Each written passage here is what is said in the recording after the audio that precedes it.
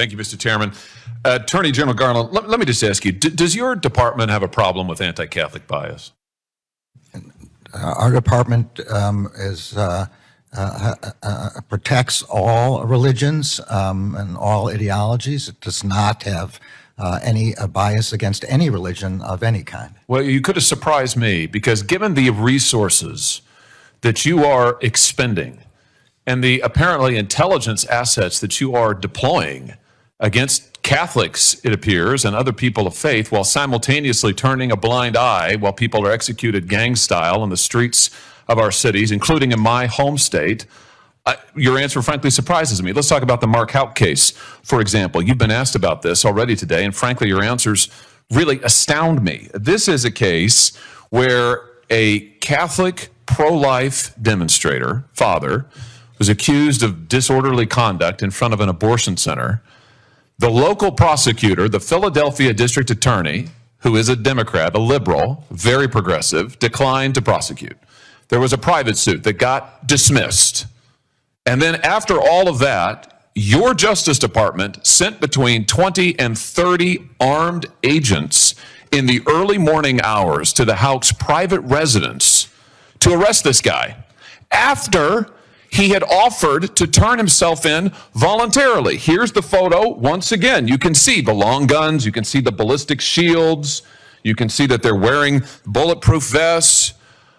Why did the Justice Department do this? Why did you send 20 to 30 SWAT-style agents and a SWAT-style team to this guy's house when everybody else had declined to prosecute and he'd offered to turn himself in?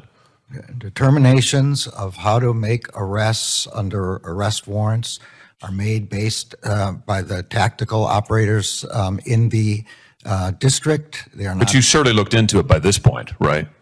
You know the answer, surely. All I know is what the FBI has said, which is that they made decisions on the ground as to what was safest and easiest. So you do not agree with your description of what happened on the scene. You don't agree with my description. I'm pointing out what the photo is. There are agents here who have long guns and ballistic shields. Let's take a look at the hardened criminals that your Justice Department sent these armed agents to go terrorize on that morning. Here they are. Here they are at Mass. Here's the 7 children with Mr. Houck and his wife. In this early morning, they were all at home. Mrs. Houck has said repeatedly the children were screaming. They feared for their lives. You got these agents demanding that he come out. They've got the guns, she said, pointing at the house and at them. He has offered to turn himself in. And this is who you go to terrorize. What's really interesting to me is this seems to directly contradict your own memorandum about the use of force at the Justice Department.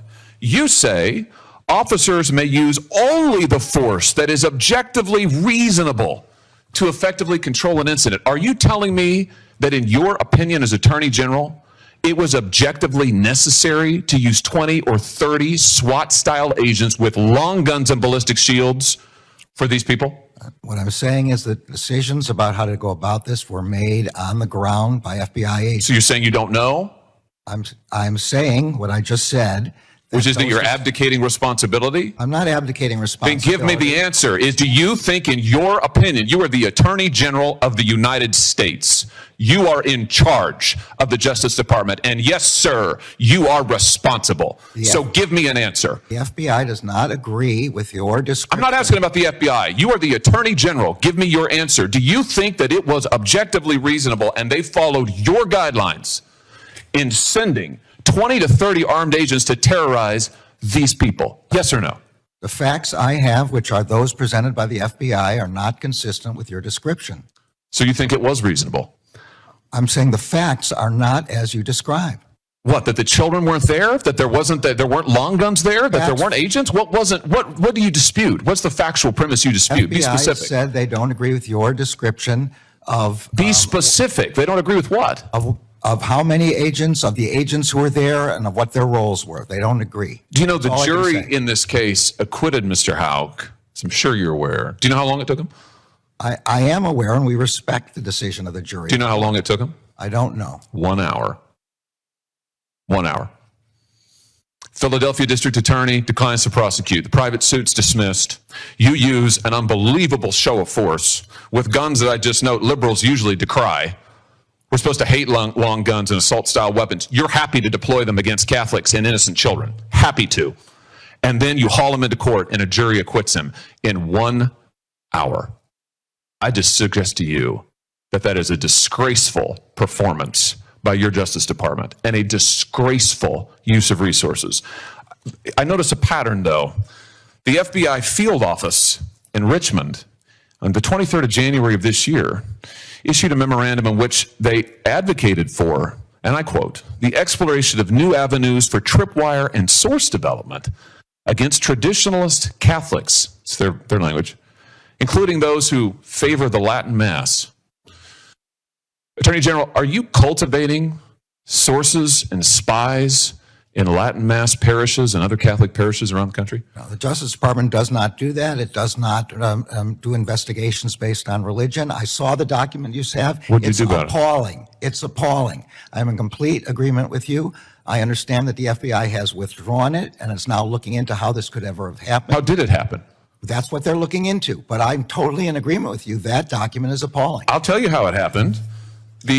This memorandum, which is supposed to be intelligent, cites extensively the Southern Poverty Law Center, which goes on to identify all of these different Catholics as being part of hate groups. Is this how the FBI, under your direction and leadership, is this how they do their intelligence work? They look at left-wing advocacy groups to target Catholics? Is this what's going on? I mean, clearly it is. How is this happening? The FBI is not targeting Catholics, and as I've said, this is an inappropriate memorandum, and it doesn't reflect the methods that the FBI is supposed to be using. It should not be relying on any single organization without doing its own work. Let me just ask you, as my time expires here, a very direct question. How many informants do you have in Catholic churches across America?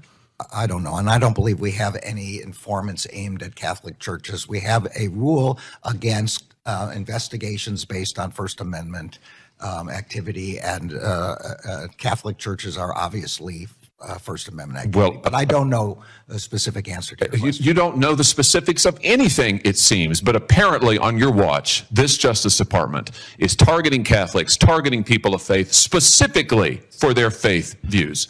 And Mr. Attorney General, I'll just say to you, it's a disgrace.